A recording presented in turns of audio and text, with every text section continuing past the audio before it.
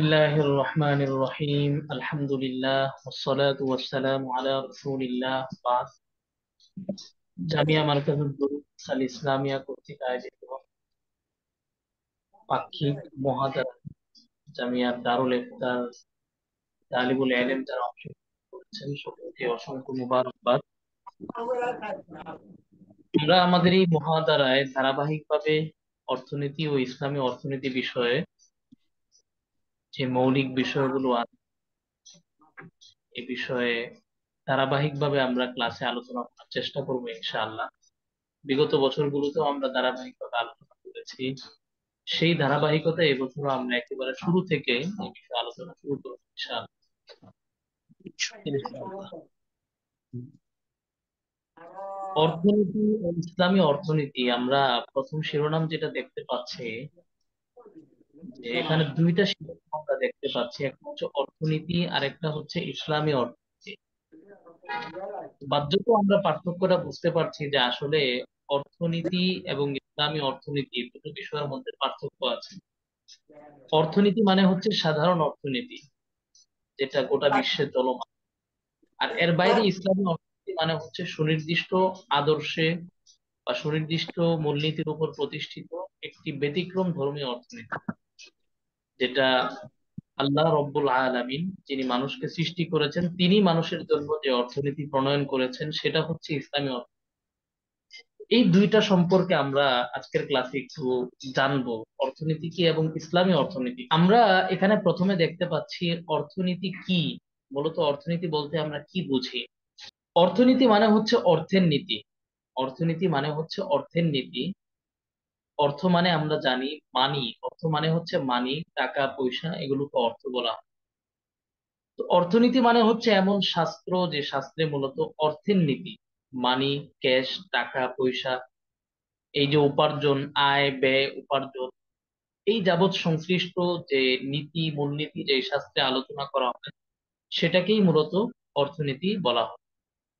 অর্থনীতি কি আমরা এখানে দেখতে পাচ্ছি, মানবিক কল্যাণকে গুরুত্ব দিয়ে সঠিক সময়ে সঠিক প্রয়োজন ও অভাব নির্বাচনের মাধ্যমে পর্যাপ্ত সম্পদ আয় ও ব্যয়ের সুশৃঙ্খল রূপরেখা যে শাস্ত্রে আলোচনা করা হয় সেটাই অর্থনীতি। তা আমরা এখানে দেখতে পাচ্ছি যে অর্থনীতির জন্য আসলে প্রয়োজন নির্ধারণ করতে হবে।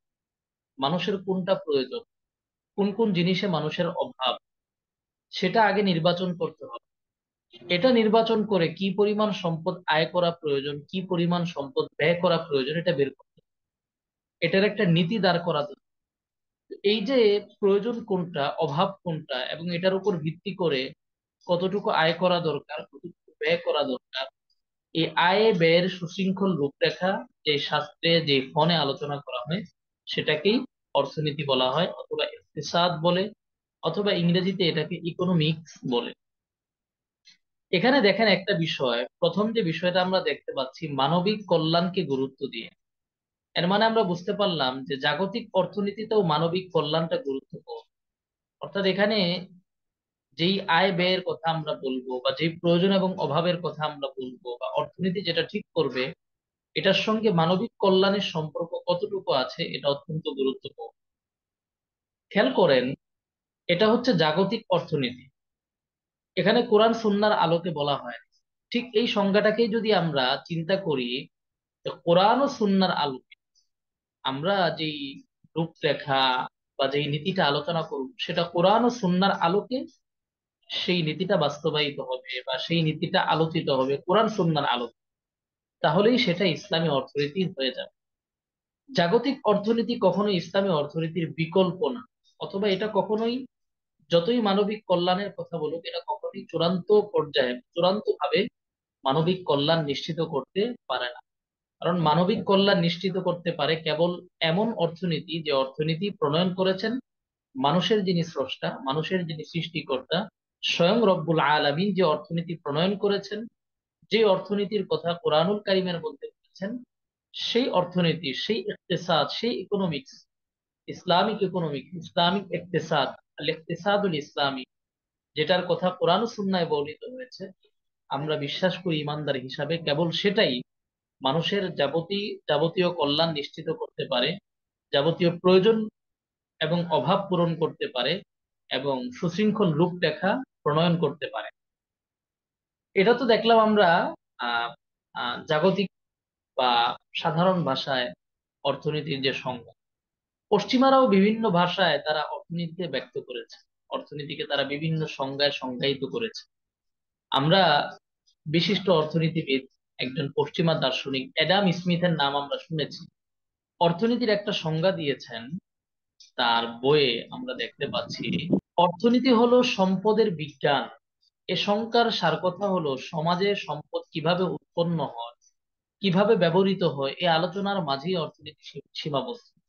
অর্থাৎ সম্পদ আয় কিভাবে হবে, সম্পদ উৎপাদন কিভাবে হবে, ঠিক তেমনি ভাবে সেই সম্পদকে কিভাবে ব্যবহার করা হবে, এগুলো আলোচনাই হচ্ছে অর্থনীতির আলোচনা। তিনি এটাকে একটা খুব সাধারণ ভাষায় সংজ্ঞায়িত করেছেন যে অর্থনীতি হলো সম্পদ কিভাবে উৎপন্ন হবে, একটা ধান একটা গম এটা কিভাবে উৎপন্ন হবে, এটার কোয়ালিটি কিভাবে ভালো করা যায়, এর বাইরেও পৃথিবীতে অনেক সম্পদ উৎপাদিত হয়, কিভাবে উৎপন্ন হবে, প্রাকৃতিক হোক বা স্বাভাবিকভাবে একটা পণ্য কোনো কোম্পানিতে উৎপাদন হোক, এটা কিভাবে উৎপাদিত হবে, এটার ব্যবহার কিভাবে হবে, এই আলোচনা যে শাস্ত্রে করা হয় এটাই মূলত অর্থনীতি। অধ্যাপক আলফ্রেড মার্শাল, তার একজনের নাম দেখতে পাচ্ছি, তিনি অর্থনীতির সংজ্ঞায় বলেছেন, অর্থনীতি এমন একটি বিষয় যা মানব কল্যাণের সাথে সম্পর্কিত দৈনন্দিন জীবনের সাধনার সাধারণ কার্যগুলি নিয়ে আলোচনা করে। অর্থাৎ মানুষের জীবনে প্রতিনিয়ত মানুষ যে সমস্যাগুলোর সম্মুখীন হয়, যে প্রয়োজনের সম্মুখীন হয়, সেটা মানুষ যেভাবে পূরণ করে, এই যে প্রয়োজন অভাব, মানুষের জীবনের সাধারণ বিষয়গুলো নিয়ে, আয় ব্যয়ের বিষয়গুলো নিয়ে যে শাস্ত্রে আলোচনা করা হয় সেটা মূলত অর্থনীতি। আমরা পশ্চিমাদের সংজ্ঞা যদি দেখি তাহলে আমরা আরো যদি সংজ্ঞা বিশ্লেষণ করি, আরো অনেক পশ্চিমা দার্শনিক তারা অর্থনীতিকে সংজ্ঞায়িত করেছেন। আমরা যদি বিশ্লেষণ করি আমরা দেখতে পাবো যে পশ্চিমা দার্শনিকরা এরা মূলত অর্থনীতিকে একটা বস্তু নির্ভর, মানে এটার সঙ্গে আল্লাহ বা স্রষ্টার কোনো সম্পর্ক নেই। কেবল তারা মানুষকে বুঝিয়েছে যে কিভাবে উৎপাদন করবে, কিভাবে খরচ করবে, কিভাবে আয় করবে, কিভাবে ব্যয় করবে, এই নীতিগুলোই কেবল মানুষকে মুখস্থ করিয়েছে। কিন্তু অর্থনীতির সাথে যে আল্লাহ রব্বুল আলমীর সম্পর্ক বা মানুষের স্রষ্টার সম্পর্ক, এটা যে একটা আহ আল্লাহ কর্তৃক বা আল্লাহ প্রদত্ত একটি বিষয়টা তাদের আলোচনায় নেই। তারা এটাকে ইহজাগতিক বা জাগতিক একটা বিষয় হিসাবেই কল্পনা করেছে। অথচ যে রব্বুল আলামিন মানুষকে সৃষ্টি করেছেন, মানুষের প্রয়োজন এবং অভাব তার চেয়ে বেশি কেউ জানেন। তিনি যে পদ্ধতি বাতলে দিয়েছেন এর চেয়ে সুন্দর পদ্ধতি আর হতে পারে না। এটা শুধু আমাদের দাবি না, আমরা ক্রমশ আমাদের আলোচনাগুলোতে এটা প্রমাণ করব যে কিভাবে অর্থনীতি, বর্তমান দুনিয়ায় যে চলমান অর্থনীতিগুলো রয়েছে এর মধ্যে কেন ইসলামী অর্থনীতি শ্রেষ্ঠ, কেন এই অর্থনীতি আহ আপনার পৃথিবীর জন্য, পৃথিবীর মানুষদের জন্য কল্যাণময়, কেন এই অর্থনীতি মানুষের কল্যাণ নিশ্চিত করে, কিভাবে করে, সেটাও আমরা ইনশাল্লাহ বিশ্লেষণ করব। আমরা এখানে আরো বিষয় দেখতে পেয়েছি, এখানে ভারসাম্যতা বা ইনসাফের বিষয়টাও এর সঙ্গে উল্লেখ করা হয়নি। আহ পশ্চিমাদের সংজ্ঞাগুলো যদি আমরা দেখি তাহলে আমরা দেখতে পাই, আরো যদি সংজ্ঞা বিশ্লেষণ করি, এখানে কেবল সম্পদের মোহ তৈরি করা হয়েছে। আহ মানে কিভাবে আয় হবে, কিভাবে ব্যয় হবে, সম্পদের মোহ বা সম্পদ উপার্জনের মোহ এটা ভালো কিছু না। একজন মানুষের সম্পদ উপার্জনের মোহ বা এটার আগ্রহের সঙ্গে যদি নৈতিকতা না থাকে, ধর্মীয় নৈতিকতা যেটা, এটা যদি নিশ্চিত করা না যায়, তাহলে কেবল সম্পদের মোহ এটা অনেক সময় আপনার নীতি নৈতিকতা বিবর্জিত হতে পারে। এর মাধ্যমে মানুষ সম্পদ কেন্দ্রিক হয়ে যেতে পারে। ঠিক তেমনি ভাবে মানুষ যদি কেবল সম্পদের পেছনেই ছুটে তাহলে সেই মানুষ কখনো একজন নৈতিক, সামাজিক এবং আদর্শ মানুষ হিসাবে রূপান্তরিত হতে পারে। একজন মানুষ শুধু সম্পদের পেছনে ছুটবে এটা ইসলাম সমর্থন করে। ইসলাম যেটা বলে মানুষ সম্পদ উপার্জন করবে, ধনী হবে, এতে কোনো নিষেধাজ্ঞা নেই। সম্পদ উপার্জন করবে, সম্পদ ব্যয় করবে, বাট এটার সঙ্গে বেশ কিছু বিষয় ইনক্লুড থাকবে, সম্পৃক্ত থাকবে। যে সম্পদের একটা অংশ জাকাত দিবে, একটা অংশ সদকা করবে, একটা অংশ সদকাতুল ফিতর দিবে, একটা অংশ সে সাদাকা করবে, একটা অংশ দিয়ে সে হজ করবে। এইভাবে ইসলাম তার সম্পদগুলোকে ডিস্ট্রিবিউশন করেছে, ভাগ করে দিয়েছে, যেন সম্পদের মোহ তাকে সবসময় আকৃষ্ট করতে না পারে, সম্পদের মোহ যেন তার পিছু না নেয়। একজন মানুষ যখন উপার্জন করবে, এটা দিয়ে হজ করবে, জাকাত দিবে, তখন তার সম্পদের একটা অংশ ব্যয় হতে থাকে। এবং এর পাশাপাশি ইসলাম একটা মানুষকে মৃত্যুর কথা স্মরণ করিয়ে দেয়। ইসলাম একটা মানুষকে পরকালের যে ভয় ভীতির কথা স্মরণ করিয়ে দেয়। তখন স্বাভাবিকভাবে একজন মানুষের কাছে সম্পদটা একটা পাক্ষিক আহ সম্পদটা একটা আপনার দুনিয়ার বিষয়, দুনিয়ার বস্তু এবং সাময়িক বলে মনে হয় যে এটা তো সাময়িক। আমার মৃত্যুর পর তো সম্পদ আমার মালিকানায় থাকবে না, আরেকজনের মালিকানায় চলে যাবে। যখন একজন মানুষ সম্পদকে সাময়িক হিসাবে গ্রহণ করে মনে করে, তখন এমনিতেই সম্পদের প্রতি তার মোহ, আকর্ষণ এটা কমতে থাকে। ইসলাম মানুষকে নৈতিকভাবে এমন ভাবে একজন মানুষের ব্রেন সেট আপ করে যে সে সম্পদ কেন্দ্রিক হয় না, বরং তার ভেতরে যে মানুষত্ব বা যে জিনিসটা তৈরি হয় সেটা হলো কিভাবে সম্পদ ব্যয় করা যায়, কিভাবে দান করা যায়, কিভাবে কম লাভ করে মানুষের উপকার করা যায়, কিভাবে ইনসাফ করা যায়, কিভাবে আদাল প্রতিষ্ঠা করা যায়, জুলুম থেকে কিভাবে বেঁচে থাকা যায়। ঠিক তেমনি ভাবে ব্যবসার ক্ষেত্রে কিভাবে প্রতারণা থেকে বাঁচা যায়, মিথ্যা কথা থেকে কিভাবে বিরত থাকা যায়।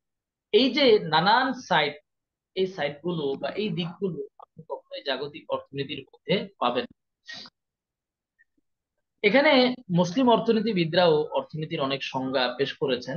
আমরা এখানে দেখতে পাচ্ছি অর্থনীতির বিদগ্ধ গবেষক আল্লামা হিফজুর রহমান সিওহারবি রহমতুল্লাহ আলী, উনি বলেছেন অর্থনীতি হলো এমন সব উপায় সম্পর্কে জ্ঞাত হওয়া যেগুলোর দ্বারা ধন সম্পদ আহরণ ও ব্যয়ের উপযুক্ত সঠিক পন্থা এবং বিনষ্ট হওয়ার যথার্থ কারণ নির্দেশ করা যায়।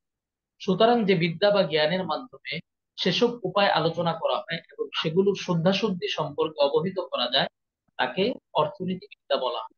যাই হোক, ওনারা ক্লাসিক্যাল যে সংজ্ঞা, অর্থনীতির যে সংজ্ঞা, সেই সংজ্ঞাটা এখানে আলোচনা করেছে। আমরা জাগতিক যে অর্থনীতি সেটা আমরা বুঝলাম, জাগতিক অর্থনীতিটা আসলে কি, এবং এটার সঙ্গে ইসলামী অর্থনীতিটা কেন প্রয়োজন সেটা আমরা উপলব্ধি করলাম। ইসলামী অর্থনীতিটা মূলত কি, যেটা আমি আগেই বলেছিলাম, আগের সংখ্যাটার সঙ্গেই যদি আমরা এতটুকু চিন্তা করি, তো কোরআন ও সুন্নাহর আলোকে মানবিক কল্যাণকে গুরুত্ব দিয়ে সঠিক সময়, সঠিক প্রয়োজন ও অভাব নির্বাচনের মাধ্যমে পর্যাপ্ত আয় ও ব্যয়ের সুশৃঙ্খল রূপরেখা যে শাস্ত্রে আলোচনা করা হয়, সেটাই মূলত ইসলামী অর্থনীতি।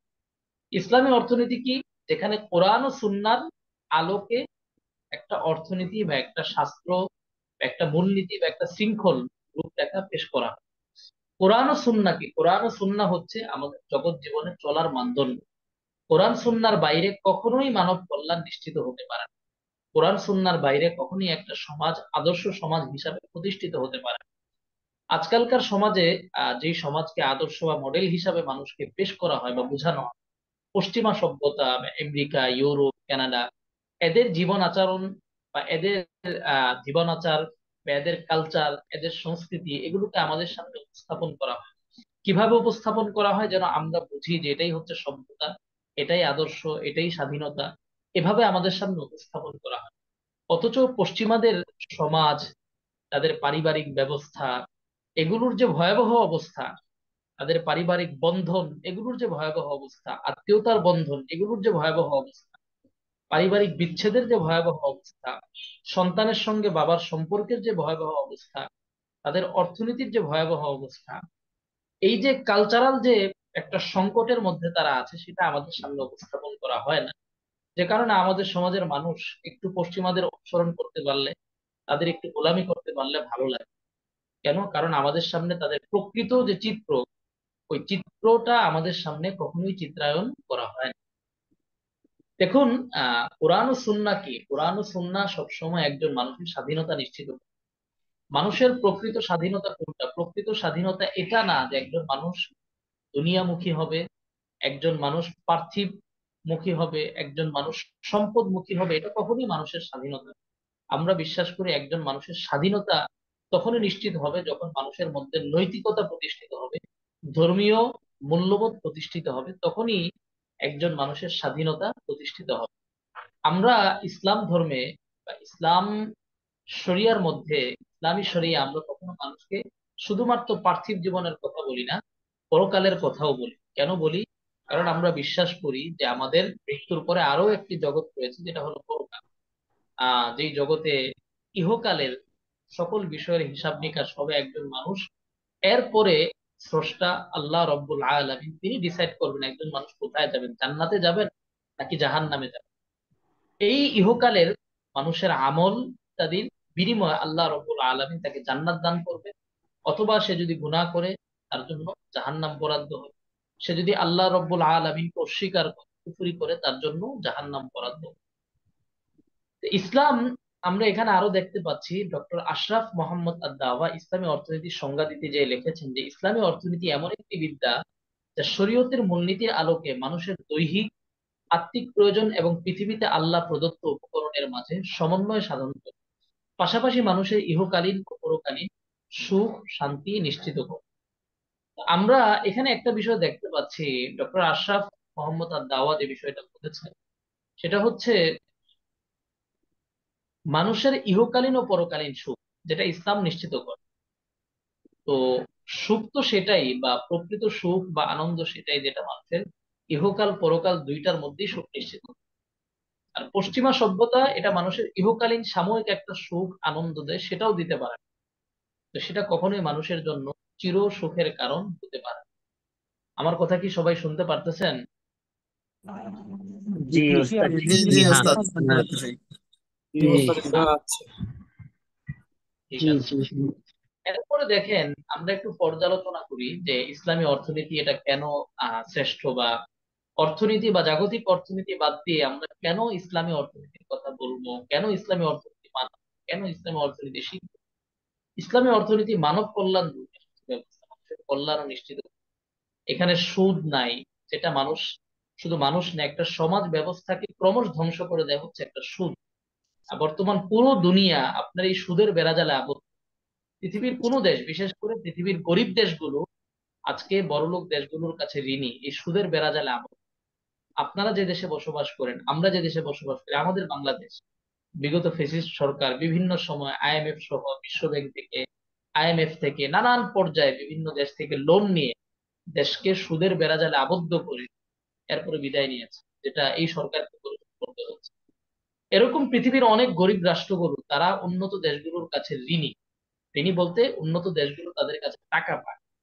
বাংলাদেশকে যখন আমেরিকার বিভিন্ন প্রতিষ্ঠান, আইএমএফ, বিশ্ব ব্যাংক, যেগুলো আমেরিকান কালচারালে বা তাদের যারা গডফাদার আছে তাদের নিয়ন্ত্রণে যেগুলো নিয়ন্ত্রিত, এবং তারা এই সকল প্রতিষ্ঠানগুলো পরিচালনা করে থাকে, এরা যখন বাংলাদেশকে লোন দেয় স্বাভাবিকভাবে এরা বেশ কিছু শর্ত জুড়ে।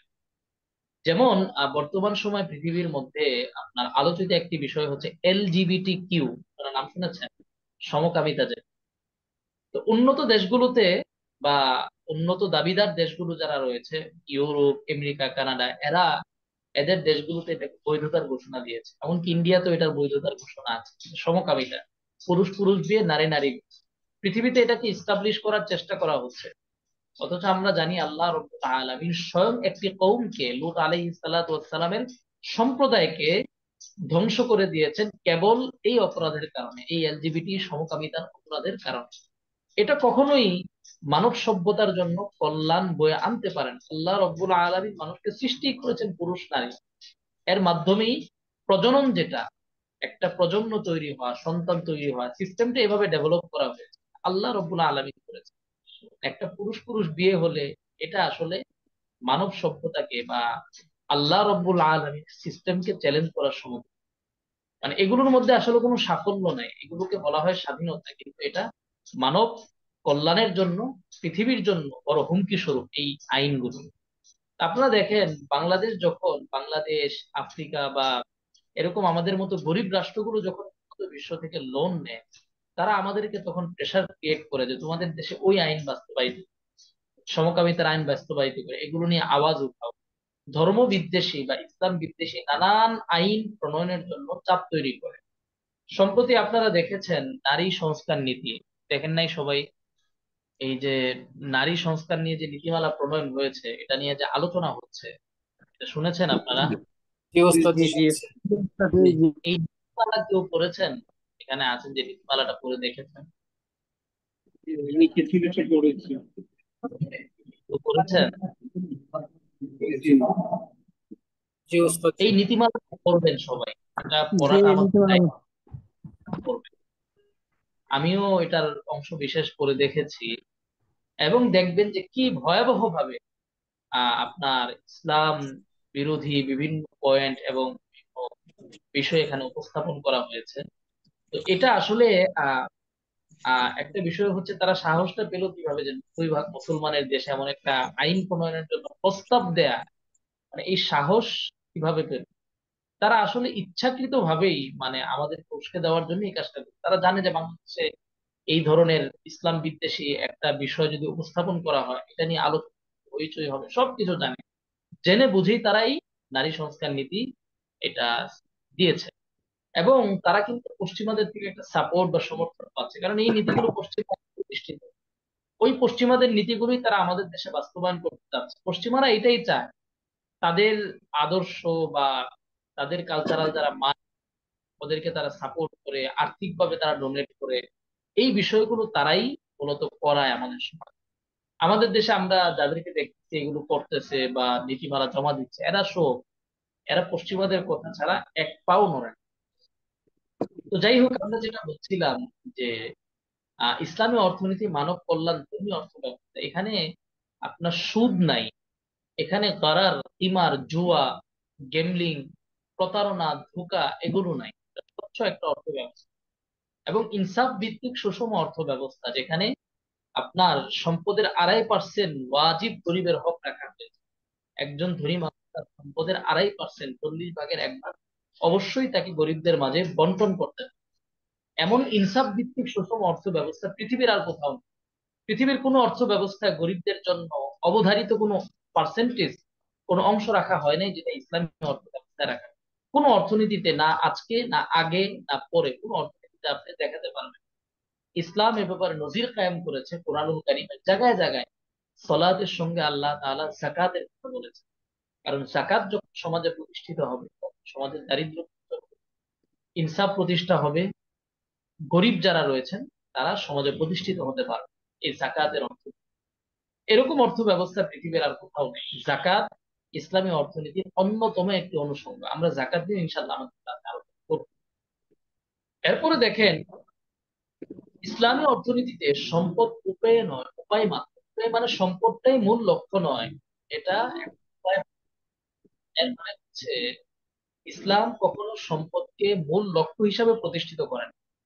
আল্লাহ রব্বুল আলামিন মানব সৃষ্টির উদ্দেশ্য কি সেটা আলোচনা করেছেন। মানব সৃষ্টির উদ্দেশ্য কি? ওমা খালাকতুল জিন্না ওয়াল ইনসা ইল্লা লিয়াবুদুন। আল্লাহ তাআলা বলেন, আমি জিন এবং মানব জাতিকে সৃষ্টি করেছি কেবল আমার ইবাদত করার জন্য। ইসলাম বলে যে একজন মানুষের সৃষ্টির মূল লক্ষ্য হচ্ছে ইবাদা। কামাই রুজি এটা সৃষ্টির মূল লক্ষ্য না, এটা হলো বেঁচে থাকার একটা উপকরণ। উপার্জন করতে হয় তাই মানুষ উপার্জন করে। হ্যাঁ, ধনী হওয়া নিষিদ্ধ না, উপার্জন করা নিষিদ্ধ না, ব্যবসায়ী হওয়া নিষিদ্ধ না, বড় ব্যবসায়ী হওয়া নিষিদ্ধ। তবে সব কিছুর মধ্যে ইসলাম বাইন্ডিং দিয়েছে, কিছু বিষয় ইসলাম বাধ্য করে দিয়েছে যে তোমাকে এই এই বিষয়গুলো মেনটেন করে চলতে হবে। তো সম্পদকে ইসলাম একটা উপায় বলেছে, উপায়ও বলে নাই, মূল লক্ষ্য বলে নাই। কারণ আমরা আগেই বলেছি যে সম্পদ কখনোই মানব জীবনের মূল লক্ষ্য হতে পারে না। একজন মানুষের জীবনের মূল লক্ষ্যই যদি হয় সম্পদ উপার্জন করা, তাহলে সে কখনোই আদর্শ মানুষ, একজন নীতিবান মানুষ হিসাবে সমাজে প্রতিষ্ঠিত হতে পারবে না। সম্পদ যদি জীবনের মূল লক্ষ্যই হতো, আল্লাহ রাব্বুল আলামিন নবীগণকে ধনী বানায় দুনিয়াতে পাঠিয়েছেন, সেটা পাঠাচ্ছে। এরপরে দেখেন, ইসলামী অর্থনীতির মধ্যে আলোচনার পরিধিটা কি, মানে ইসলামী অর্থনীতিতে আমরা কি জানবো, কি পড়বো। ইসলামী অর্থনীতির দুইটা দিক আছে, দুইটা দিক। একটা হলো চিন্তা ও থিওরিমূলক দিক, যেমন ইসলামী অর্থনীতিতে সম্পদের মালিকানার ধরন, বাজার ব্যবস্থা, সম্পদ উৎপাদন, উপকরণ ইত্যাদি, এগুলো হচ্ছে থিওরিমূলক। আরেকটা হচ্ছে প্র্যাকটিক্যাল দিক। একটা হচ্ছে চিন্তা বা থিওরিমূলক দিক, যেটা এটা নিয়ে আমরা আলোচনা করব। ইসলামের অর্থনীতিতে বাজার ব্যবস্থা, সম্পদ উৎপাদন, উপকরণ ইত্যাদির যে মূলনীতিগুলো আছে, এটা। আরেকটা হচ্ছে প্র্যাকটিক্যাল দিক। প্র্যাকটিক্যাল দিকটা কি? যেমন ক্রয় বিক্রয় পদ্ধতি, যেটা কিতাবুল বুয়ুতে আলোচনা হয়, হেদায়া কিতাবুল বুয়ুতে আমরা করেছি। ক্রয় বিক্রয় পদ্ধতি, ইজাব কবুল সংক্রান্ত বিধিবিধান, সুদ, ইমার, কারার, খেয়ার ফাসেদ, লেনদেন, মুদ্রা বিনিময় ইত্যাদি। আমরা আমাদের এই ক্লাসগুলোতে সারা বছরের চেষ্টা করে থাকি থিওরিমূলক যে দিকগুলো আছে এগুলো আলোচনা করার জন্য। ঠিক তেমনি ভাবে প্র্যাকটিক্যাল যে দিকগুলো রয়েছে এগুলোর পর্যায়ক্রমে আলোচনা করব। এখানে আমরা আলোচ্য বিষয় দেখতে পাচ্ছি ইসলামী অর্থনীতির আলোচ্য বিষয় অর্থ বিনিয়োগ পদ্ধতি, চাকরি পেশা, সম্পদ সংরক্ষণ, সম্পদ ক্ষতি হওয়া থেকে হেফাজত, অর্থ পরিকল্পনা, সংসদীয় বাজেট ইত্যাদি সব ইসলামী অর্থনীতির আলোচ্য বিষয়, ইসলামী অর্থনীতির আলোচনার মধ্যে আসতে পারে। এবার আমরা দেখি যে পৃথিবীতে বর্তমানে কয় ধরনের অর্থ ব্যবস্থা প্রচলিত আছে। বর্তমান দুনিয়ার মধ্যে আমরা যদি দেখি 4 ধরনের অর্থ ব্যবস্থা আছে।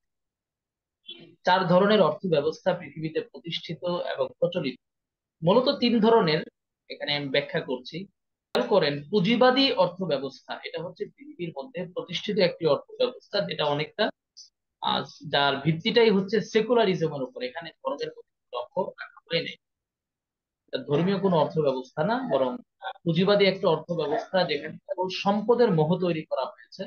আমরা এটা নিয়ে বিস্তারিত আমাদের পরবর্তী ক্লাসগুলোতে আলোচনা করব। আরেকটা হচ্ছে সোশ্যালিজম, কমিউনিজম বা সমাজতান্ত্রিক অর্থ ব্যবস্থা।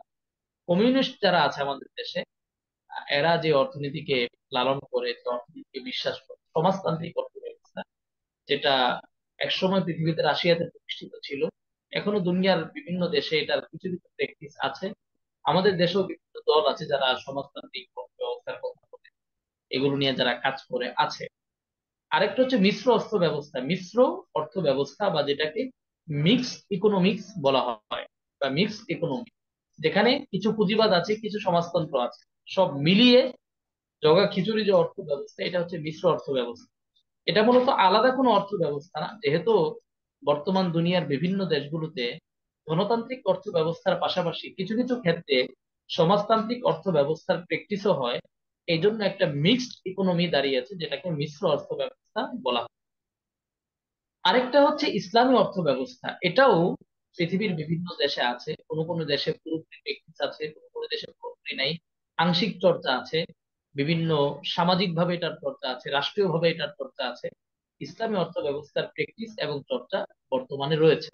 এবং পৃথিবীতে একসময় যখন খেলাফত ব্যবস্থা ছিল, খোলাফায়ে রাশিদিনদের সময়কালে, বনু উমাইয়া শাসন আমলের সময়কালে, বনু আব্বাসীরা যখন শাসন করেছেন তাদের সময়কালে, ওসমানীরা যখন শাসন করেছেন তাদের সময়কালে, প্রধানত এই 4 খেলাফত সময়কালে, খেলাফতে রাশেদা, খেলাফতে বনু উমাইয়া, খেলাফতে আব্বাসিয়া, খেলাফত উসমানিয়া, প্রধানত এই 4 খলিফা বা খেলাফত সময়কালীন সময়গুলোতে প্রায় 1250 বছর, এই 4 খলিফা বা 4 খেলাফত ব্যবস্থার সময়কাল যদি আমরা হিসেব করি, প্রায় 1250 বছর পৃথিবীতে ইসলামী অর্থ ব্যবস্থা রাষ্ট্রীয়ভাবে প্রতিষ্ঠিত ছিল।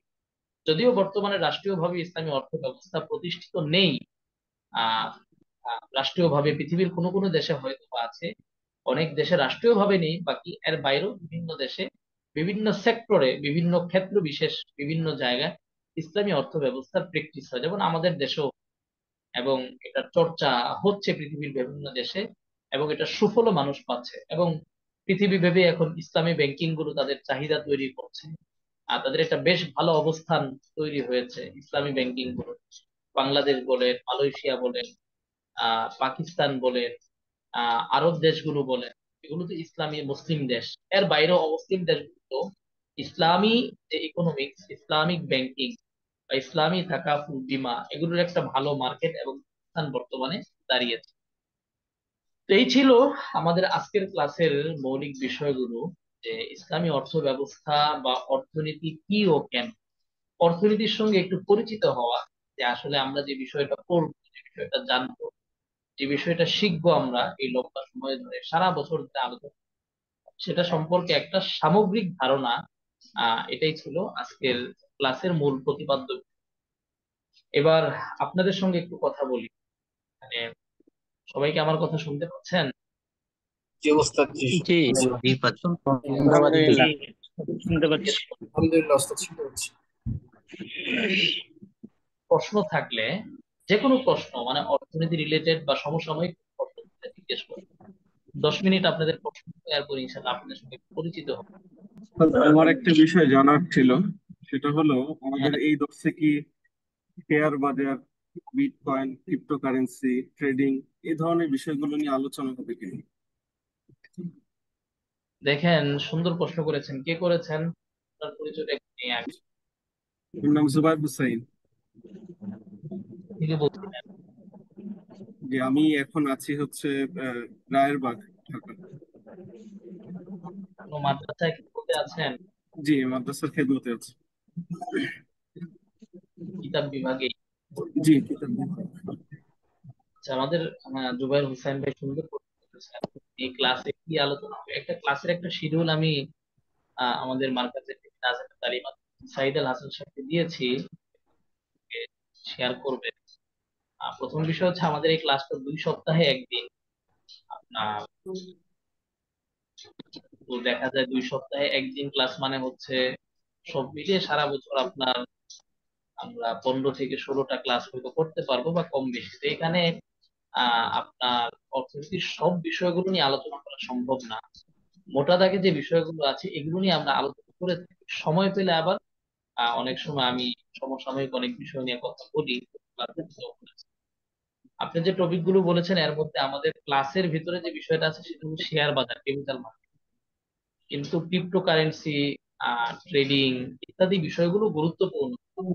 তবে যেহেতু এগুলো ব্যাপকভাবে চর্চিত না বা আমরা ব্যাপকভাবে এগুলোর সাথে সম্পৃক্ত না, এই জন্য মৌলিক ক্লাসের অন্তর্ভুক্ত না এটা। বাকি যদি সময় হয় আমাদের মূল ক্লাসগুলোর শেষে সময় থেকে আলোচনা, তাহলে এই বিষয়গুলো নিয়ে একটু বলবো। জি, ইনশাআল্লাহ, অবশ্যই। আর কারো কোনো প্রশ্ন? জি ওস্তাদ, জি আমি মনিরুল ইসলাম বলছি। কোত্থেকে? আমি বাহরাইন থেকে, বাহরাইন। তো যে আমার জানার বিষয় হলো, আমরা প্রবাসীরা সাধারণত বাংলাদেশে টাকা পাঠায়। সেক্ষেত্রে আমরা অনেকে এটা আমিও এটা জানার জন্য আর কি আমি করতে চাই। সেটা হলো ফিক্সড ডিপোজিট, যেটা আছে ফিক্সড ডিপোজিট।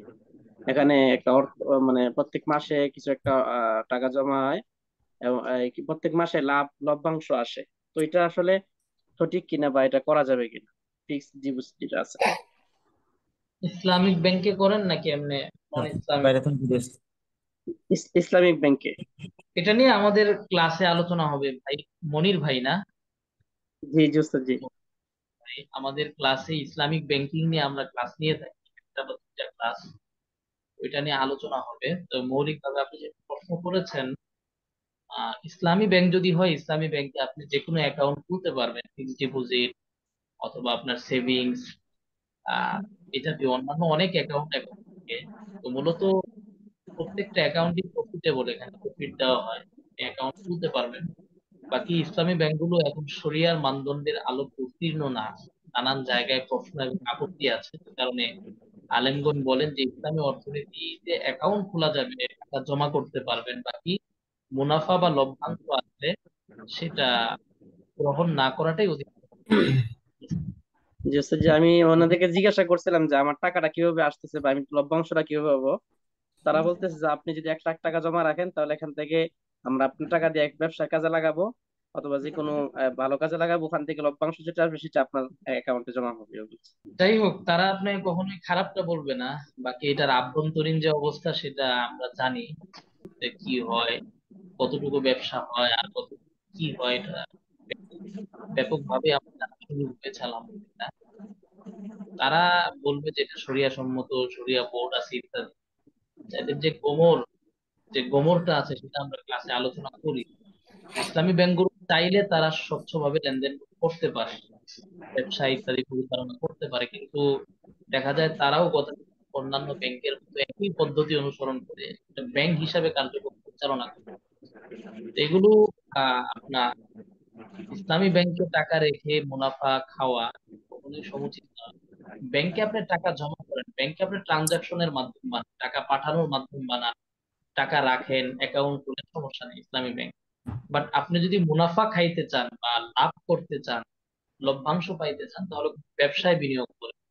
নিজে কোনো ব্যবসা করেন বা কোনো ব্যবসা যেটা হালাল ভাবে হয় এবং ঝুঁকি কম, এমন ব্যবসায় আপনি বিনিয়োগ করেন, ব্যাংক না। টাকা বাড়ানোর আদর্শ কোনো মাধ্যম ব্যাংক না। বুঝতে পেরেছেন মনির ভাই? জি আচ্ছা। ওস্তাদ, জি জি। জাযাকুমুল্লাহ। আসসালামু আলাইকুম রহমতুল্লাহ। ওয়ালাইকুম সালাম। জি, কে বলছিলেন? আমি মোহাম্মদ রুহুল আমিন হানাফি। আমি বলছিলাম গাজীপুর থেকে, বাংলাদেশ, গাজীপুর থেকে। তো হ্যাঁ, আমার বলেন। প্রশ্নটা হচ্ছে যে ব্যাংক ব্যাংকে যদি আমি টাকা জমা রাখি, আমি যদি মুনাফা না নিই, হ্যাঁ, তো আমার যে টাকাগুলো ব্যাংকে জমা আছে ওটার দ্বারা তো ব্যাংকের কর্মকর্তা যারা আছে বা ব্যাংক অথরিটি যারা আছে তারা তো এটা অন্যান্য আহ, গ্রাহক যারা আছে তাদেরকে ঋণ দিয়ে থাকে সুদ ভাবে। হ্যাঁ, তো আমার টাকা দিয়ে তারা যে সুদের ব্যবসাটা করতেছে এটার জন্য আমি কি দায়ী হবো কিনা? আর প্রথম বিষয় হচ্ছে মুনাফা ব্যাংকে রাখবেন না, মুনাফা নিবেন, নিয়ে সেটা সবের নিয়ত ছাড়া সদকা করে দিবেন। বুঝতে পেরেছেন? এটা বলতে ভুলে গেছি। ব্যাংকে যদি কোনো মুনাফা আসে সেটা আপনার নামে আসলে আপনি নিবেন, নিয়ে সেটা সওয়াবের নিয়ত ছাড়া সদকা করে দিবেন। আর দ্বিতীয় যে প্রশ্নটা করেছেন, এটা যদি কোনো সুদী ব্যাংকের ক্ষেত্রে হয়, সুদী ব্যাংকে অ্যাকাউন্টে টাকা রাখাই ঠিক না, কারণ সুদী ব্যাংক এই টাকাটা সুদ ভিত্তিক কাজেই ব্যবহার করবে। বুঝতে পেরেছেন আমিন ভাই? আর যদি ইসলামী ব্যাংকে হয়, ইসলামী ব্যাংকে যখন আপনি টাকা রাখেন, ইসলামী ব্যাংক একটা মুদারাবার চুক্তিতে আপনার কাছ থেকে টাকা রাখে। মূল চুক্তিতে কোনো গুণা নাই, সে আপনার কাছ থেকে একটা ব্যবসায়িক পারপাসে বা একটা ব্যবসায়িক চুক্তিতেই আপনার কাছ থেকে টাকা রাখবে। এরপরে টাকা রাখার পরে সে যদি সেটা সঠিকভাবে ব্যবহার না করে, ব্যবসার কাজে ব্যবহার না করে, এটার দায়ভার এবং গুনাহ তার উপর বর্তাবে। কিন্তু একটা ইসলামী ব্যাংক আপনার সাথে চুক্তিবদ্ধ যে সে শরিয়া সম্মত উপায়ে বিনিয়োগ চুক্তিবদ্ধ, অতএব এখানে আপনার কোনো গুনাহ নেই। জি, ধন্যবাদ উস্তাদ। আসসালামু আলাইকুম। আসসালামু আলাইকুম হ্যাঁ, উস্তাদ জি।